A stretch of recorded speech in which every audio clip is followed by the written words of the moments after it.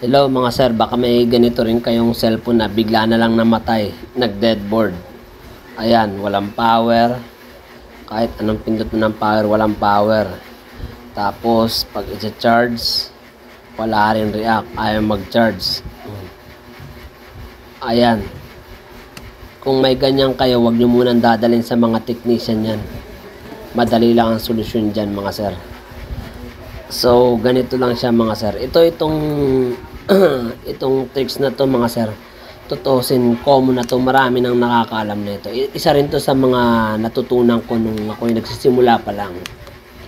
So ang gagawin lang dyan mga sir, ang nangyari pala kasi dyan, sa katagalan na paggamit ng ating mga cellphone, lumuluwag lang yung mga tornilyo dyan sa loob.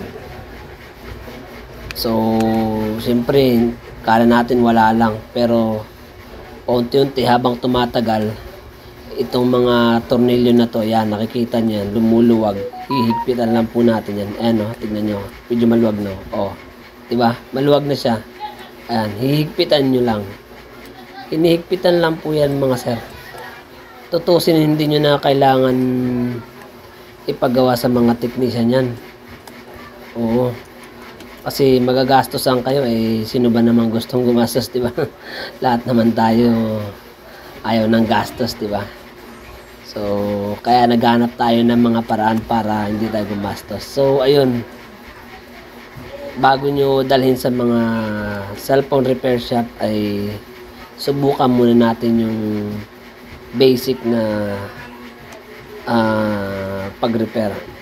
So, sundan nyo lang ng tama. So yun, kasi most of the time 90% yun talaga ang ginagawa.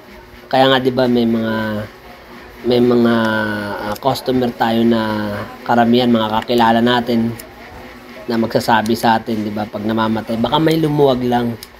Kasi talagang nangyari talaga yun. Kaya alam nila yun na may lumuwag lang. Ginagawa na kasi talaga yan nung unang panahon pa.